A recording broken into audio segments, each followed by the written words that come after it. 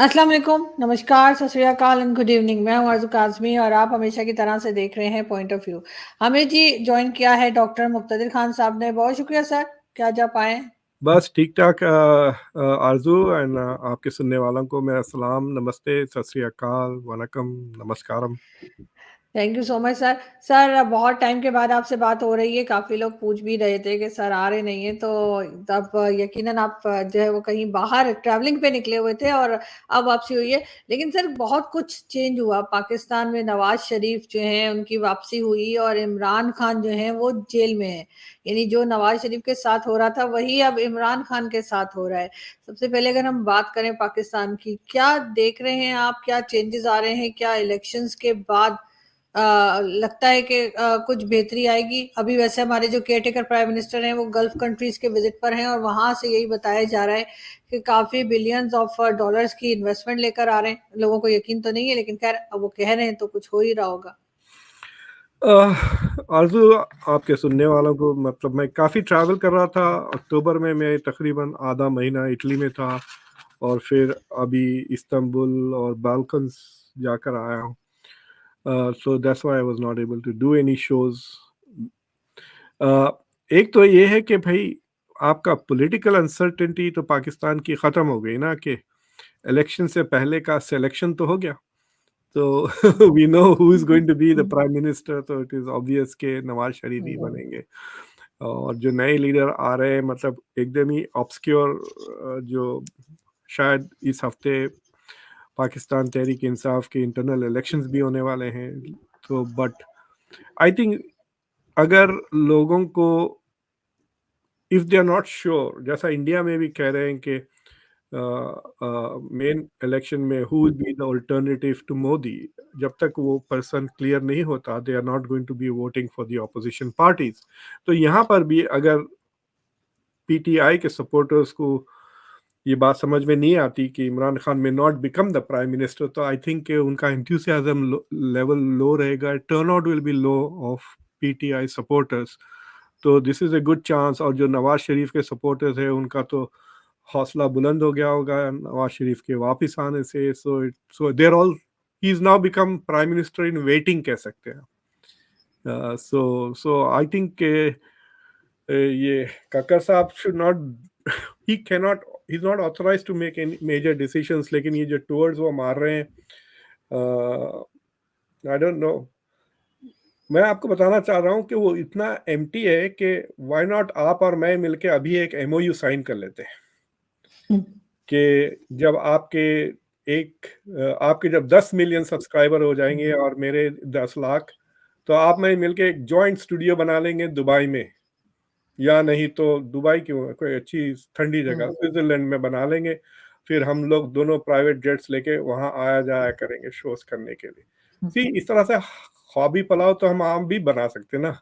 MoUs यही होते हैं where there is no serious commitment. तो वो उन्होंने जो ओके।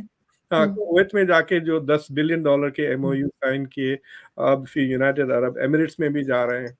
तो उसमें हर चीज यही हो रही है कि जॉइंट इन्वेस्टमेंट्स होंगे।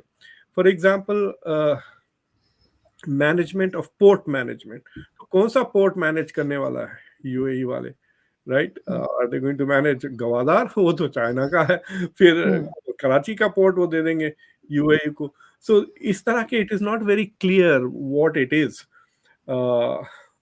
बट थोड़ी गुड न्यूज़ भी है पाकिस्तान की इकोनॉमी के लिए कि आपके जो जो क्राइसिस में थे आप in the beginning of the year 2023, उस तरह की क्राइसिस नहीं है ना कि अभी कोलैप्स हो जाएगा, डिफॉल्ट हो जाएगा। वो नहीं है। और उसका credit more than Pakistani management को चाइना, यूएई और सऊदी अरबिया को जा रहा था। तो आपसे बात करने से पहले मैं चेक कर रहा था, चाइना ने आपको $7 बिलियन दिए हैं इस साल एज रोल ओवर के लिए, मतलब $7 billion worth of direct assistance in some ways, जिसके वजह से जो आईएमएफ के जो कंडीशनैलिटीज थे वो सारे के सारे पूरे हो गए।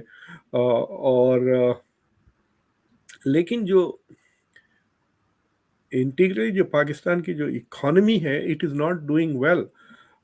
मैं देख रहा था पिछले 2 साल आपके ठीक ठाक थे, 21 और 22। यानी कोविड का उतना इम्पैक्ट नहीं हुआ पाकिस्तान की इकोनॉमी पे, 5% और 6% से वो ग्रो हो रही थी। लेकिन इस साल नेगेटिव ग्रोथ है, यानी इकोनॉमी 2023 में श्रिंक हो रही है बाय रफली, लाइक जर्मनी की 0.4% से श्रिंक हो रही है। Pakistan has shrunk in 2023 by 0.6% कम हो गई है जीडीपी आपकी। सो दैट इज वेरी, मतलब इट टेल्स यू के ये जितने भी ये जो आईएमएफ के कंडीशनैलिटीज है, मटेरियल जो उनके जो चीज़ें उन्होंने डिमांड किए थे ना कि जो कंट्रोल्स है फॉरेन करेंसी के उसे कम कर दें, जो सब्सिडीज हैं गैस वगैरह पे उसे ख़त्म कर दें, that is not generating economic growth. उल्टा इकोनॉमिक ग्रोथ को वो थोड़ा स्टाइफल कर रहा है।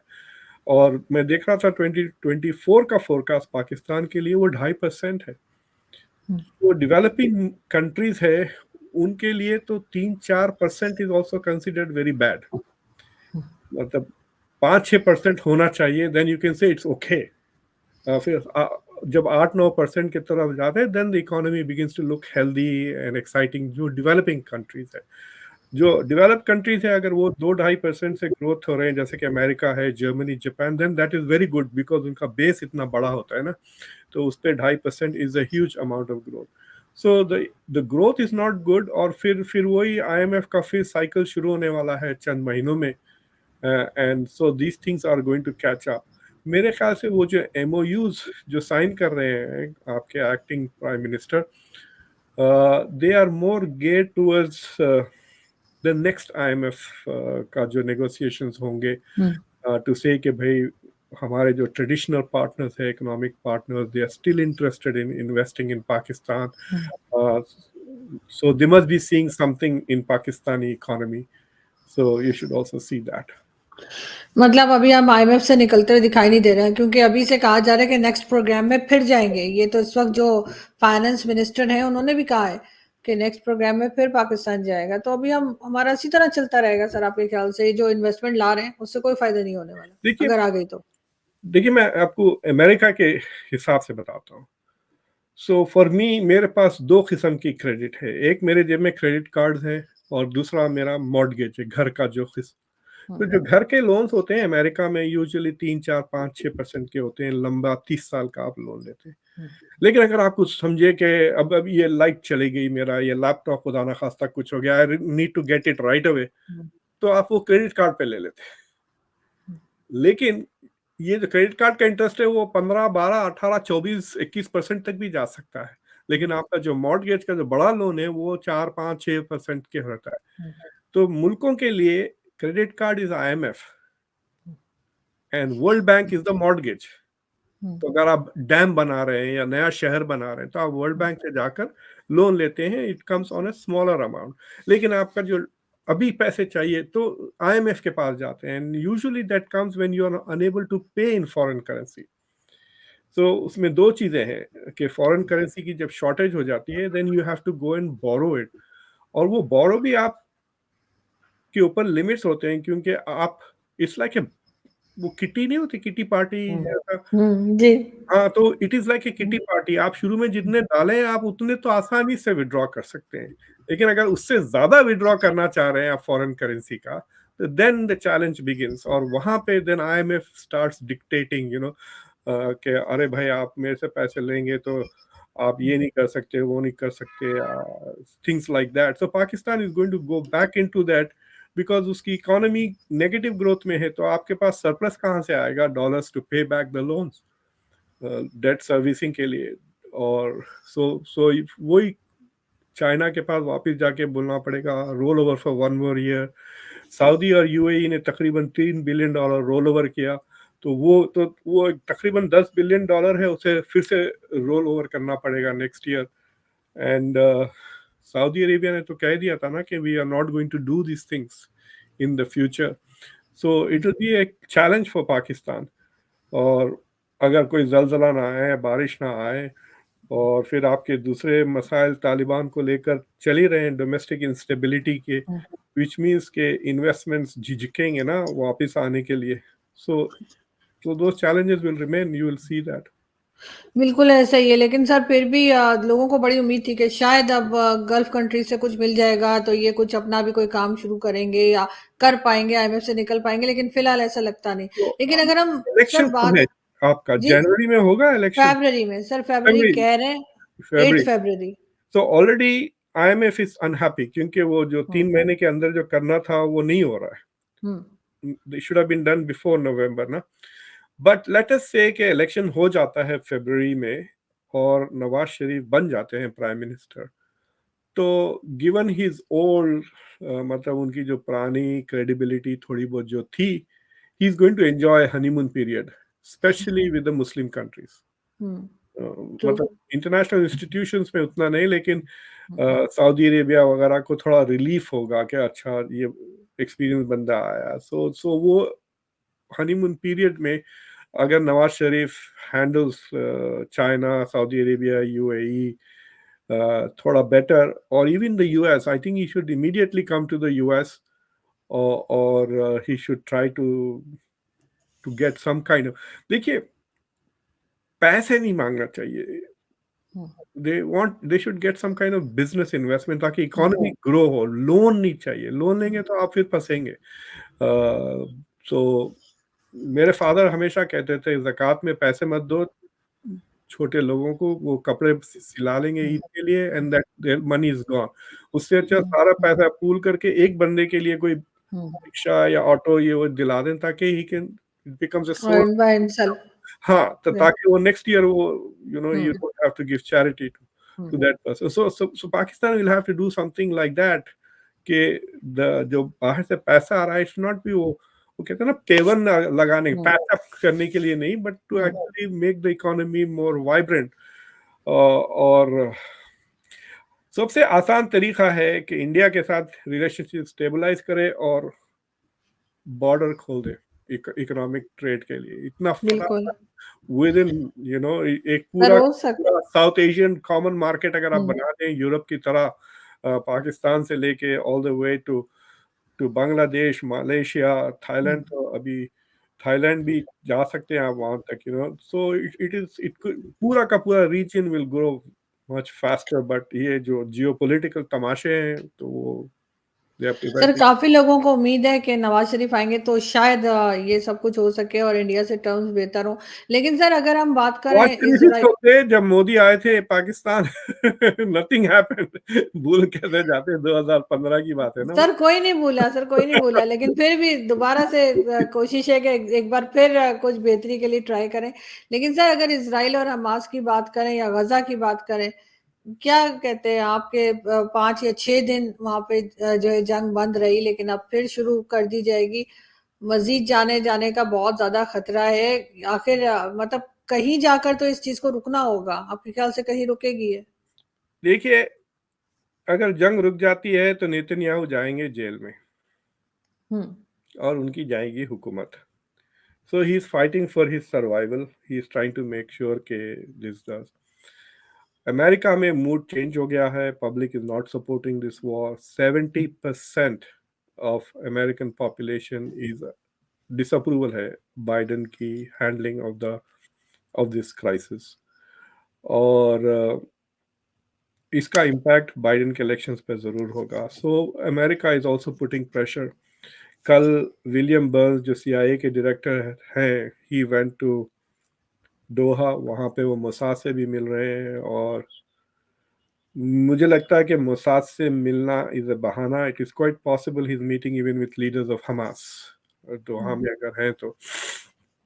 सो they are trying to do something. अभी भी पूरे हॉस्टेजेस रिलीज नहीं हुए हैं, so they could use that to extend the ceasefire।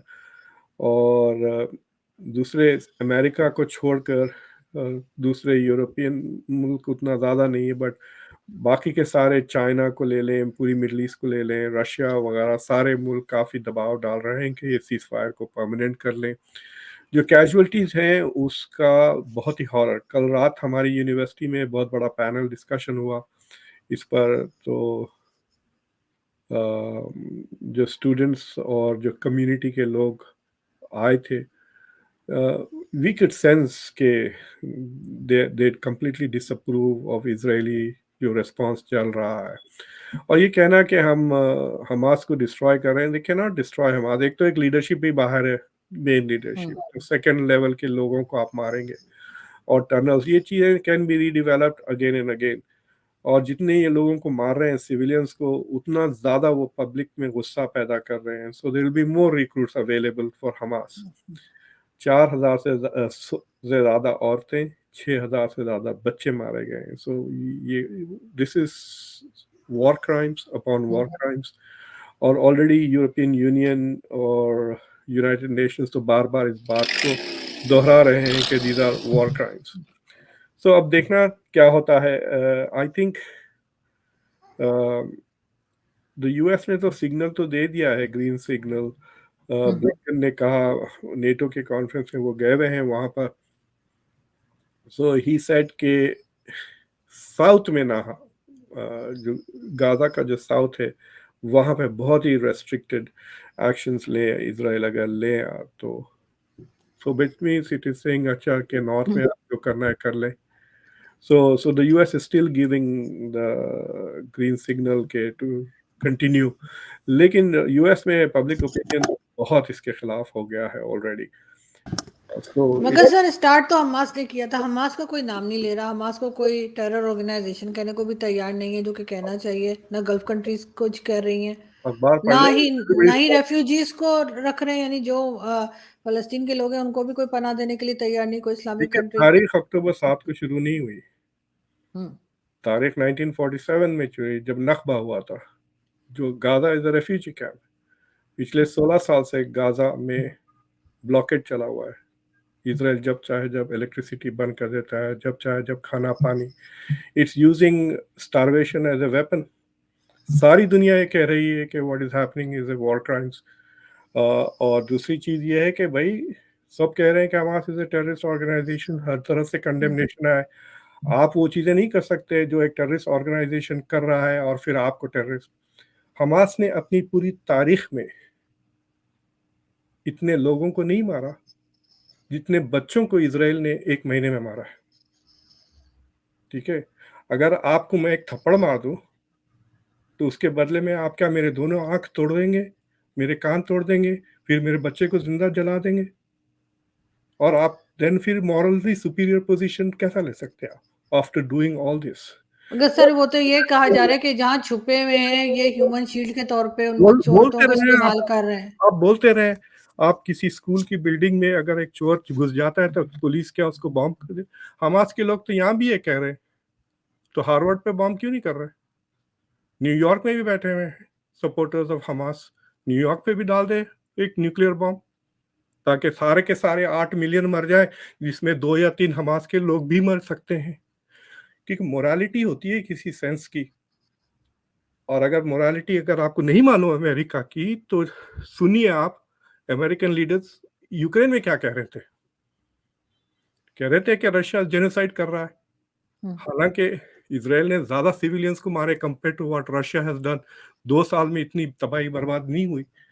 तो एनीवे, जो जिनको फलस्तीनियों से दुश्मनी है वो इस तरह की बातें करेंगे, हमास हमास हमास करते रहेंगे। लेकिन अमेरिका में तो नहीं हो रहा है। अब जो सबसे बड़ा सपोर्टर है इसराइल का, वहां पे पब्लिक ओपिनियन बदल गया है, यूरोप में बदल गया है। इवन इंडिया, नरेंद्र मोदी ने भी कंडेम किया, जयशंकर साहब ने भी कंडेम किया the death of civilians. It is unacceptable. कोई इंसान एक्सेप्ट नहीं कर सकता कि 6,000 से ज्यादा बच्चों को मार दिया जाए। और जो शख्स इस बात को रिकॉग्नाइज नहीं कर सकता, उसमें इंसानियत नहीं है। आई एम ग्लैड कि लेकिन अमेरिका सर में हमास और फलस्तीन को लोग अलग अलग देख रहे हैं ना, फलस्तीन के साथ सबको हमदर्दी है। फलस्तीन के लिए तो पाकिस्तान में भी बहुत जो है रैलीज निकल रही है, प्रोटेस्ट हो रहा है, लेकिन हमास को लोग उस नजर से नहीं देखते। हमास उनका मारिए, क्या है। हमास को कितना भी मारिए, हू केयर्स? बच्चों को क्यों मार रहे हैं, औरतों को क्यों मार रहे हैं? आपको पता है कि दवाखाने में एक भी शख्स नहीं है, मार दिया आपने तो। आप वेरीफाई करें। आप इतने बड़े डेमोक्रेसी है, इतने बड़े इंटेलिजेंस है, आपको $14 बिलियन दे रहा है अमेरिका, हर साल $4 बिलियन देता है। आपका बजट देखें, इंटेलिजेंस देख लिए, फाइव आइज की इंटेलिजेंस है, अमेरिका की इंटेलिजेंस है, यूरोप की इंटेलिजेंस है, सारे के सारे ट्रैक कर रहे हैं। गाजा इतना छोटा सा जगह है, why can't you find them? वो अगर टनल्स में बैठे हुए हैं तो आप ऊपर की बिल्डिंगें क्यों तोड़ रहे हैं? जाइए अंदर, निकालिए उनको, टनल से मारें। मगर सर अब ये रुकेगा कैसे? आपके ख्याल से रुक पाएगा या अभी ये इसी तरीके से कुछ टाइम और लोगों की जानें जाती जब तक रहेंगी? दुनिया में बेदर्द किस्म के लोग इस तरह की बातें करेंगे, जब उनका ज़मीर जागेगा तो जब। अब मुझे बताइए आप कि आप कब पूछेंगे कि इज़राइल क्यों क्रिटिसिज्म, कितने बच्चे मारे इज़राइल, जब आप सवाल उल्टा पूछेंगे कि इज़राइल का क्रिटिसिज्म क्यों नहीं हो रहा? कितने बच्चे सर मारे? 6,000 से ज़्यादा बच्चे मार दिए उन्होंने 1 महीने में। So hmm this is going to be very serious hmm issue, और इसका काफी असर होने वाला है बाइडेन पर, के इलेक्शंस पर, हम्म यूरोप के जो डोमेस्टिक पॉलिटिक्स पे है वहां पे भी। ऑलरेडी आप देखिए कि पहले ही 2 हफ्ते में France was already calling for cease fire in the UN. जो अमेरिका ने वीटो किया, वो फ्रांस, चाइना और रशिया का स्पॉन्सर्ड रेजोल्यूशन था। और इसमें ये भी इंटरेस्टिंग चीज़ ये है कि जो इंटरनेशनल नॉर्म्स वगैरह के जो इदारे हैं, उसे भी अमेरिका अब डिस्ट्रॉय कर देगा इसराइल को बचाने के लिए। क्योंकि अब वो जो इंस्टीट्यूशन पैदा कर रहे थे कि पुतिन के ऊपर हम वॉर क्राइम्स फाइल करेंगे, अब नहीं कर सकते वो, बिकॉज नेतन्याहू की बचाना है ना उसको फ्रॉम वॉर क्राइम्स। तो अगर नेतन्याहू को वॉर क्राइम्स बचाना है तो वॉर इंटरनेशनल क्रिमिनल कोर्ट और ये सारी चीज़ें हैं उसको कमज़ोर करना पड़ेगा। तो ये जो सबसे बड़ा दुश्मन अब इंटरनेशनल रूल्स बेस्ड ऑर्डर का अमेरिका बन जाएगा, क्योंकि Israel is violating the international rule based order. आप गुतरेस की बातें सुने, जो यूएन के जनरल सेक्रेटरी हैं, वो तो पिछले 2 हफ्ते से कह रहे हैं ना कि दीज आर वॉर क्राइम्स कहकर, जो फूड सप्लाई वगैरह बंद कर दिया गया। So this is going to be a very geopolitically conscious thing. Part of it is, भाई देखिए दुनिया में 2 जंग हो रही हैं, रशिया यूक्रेन और इजराइल हमास, और ये दोनों are direct consequence of American foreign policy. NATO expansion की वजह से रशिया ने हमला किया, और इब्राहिमिक अकॉर्ड्स के एक्सपेंशन के रोकने के लिए हमास ने हमला किया। क्योंकि अगर इजराइल और सऊदी अरेबिया की ट्रीटी हो जाती तो शायद पैलेस्टीनियन मूवमेंट मार्जिनलाइज हो जाता, और so they brought the thing back in the centre of it. और अब वो लोग जो, देखिए आप किसी टेररिस्ट को क्यों कंडेम करते? Terrorism is a war tactics, right? आप इसलिए टेररिज्म को कंडेम करते हैं क्योंकि वो सिविलियंस पे मारता है। तो अगर कंट्रीज भी वही करने लगे तो क्या फर्क है किसी स्टेट में? सर हमास ने भी तो सिविलियन मारे थे ना इजराइल में। यहाँ इसलिए हमास कहते हैं टेररिस्ट एक्शन कहते हैं, आजू इसलिए टेररिस्ट कहते हैं उसे। हम्म क्या आप इजराइल को भी टेररिस्ट कह रहे हैं? नहीं ना, क्यों नहीं? नहीं क्यों नहीं? उसको रिएक्शन बोला जा रहा है कि रिएक्शन है तो व्हाई इज इट ओके? नहीं, ठीक तो नहीं है, ऑफ कोर्स गलत हो रहा Why है। aren't you calling it a terrorist state if it is killing civilians? Hamas को इसलिए कह रहे हैं ना टेररिस्ट के, वो सिविलियंस को मार रहा है। अगर वो सिर्फ घुस के खाली फौजियों को मार के चले जाते तो it would not be a terrorist action, it would be guerrilla warfare. So that is what I am trying to say, कि देयर इज दिस, ये जो बायस है ना, ये बायस इज बीइंग एक्सपोज्ड। ये जियोपॉलिटिकल डिवाइड कर दिया है दुनिया को। ब्रिक्स का समिट का देखिए आप रेजोल्यूशन, आप रशिया का स्टेटमेंट देखिए, चाइना का स्टेटमेंट देखिए, सारी दुनिया का देखिए। जनरल यूएन जनरल असेंबली का 120 मुल्कों ने कंडेम किया ये सारी चीजें, और और भी रेजोल्यूशंस आए। अगर यूएस वीटो नहीं करते रहता तो this all you would have seen more condemnation even in the UNSC. ये तो बच जा रहा है ना Israel because of the US power, US military, US money. US सिर्फ इजराइल को पैसे नहीं देता है, यूएस उन सबको पैसे देता है जो इजराइल की हामी करते हैं। ये मैसिडोनिया जो वोट कर रहा है, जहां मैं जाकर आया, आई मीन मैं जब पब्लिक से बात कर रहा हूँ तो they are calling it war crimes, but then UN में वो they voted with the US because वो डिपेंडेंट है यूएस पर, because of the US influence on Macedonia. पिछले वो आई थिंक 25 साल से has consistently voted with the US in the general assembly. ऐसे 14-15 मुल्क हैं छोटे छोटे छोटे छोटे जो बिल्कुल डिपेंडेंट है on USA, vote with US. खैर सर जो भी हो, लेकिन बहरहाल ये जो वॉर है ये रुकनी चाहिए, और इस तरह से रोज के हिसाब से लोगों को इस तरह मरते देखना जो है वो कम से कम बहुत टेंशन देता है, और होना नहीं चाहिए। इसको जो बड़ी कंट्रीज है जो साथ दे रही है कि ये वॉर होती रहे, उनको कहीं ना कहीं जाके सोचना पड़ेगा और इस वॉर को रोकना होगा। बहुत शुक्रिया सर, आज आपने ज्वाइन थैंक यू किया। Very much. Thank you so much sir. Thank you.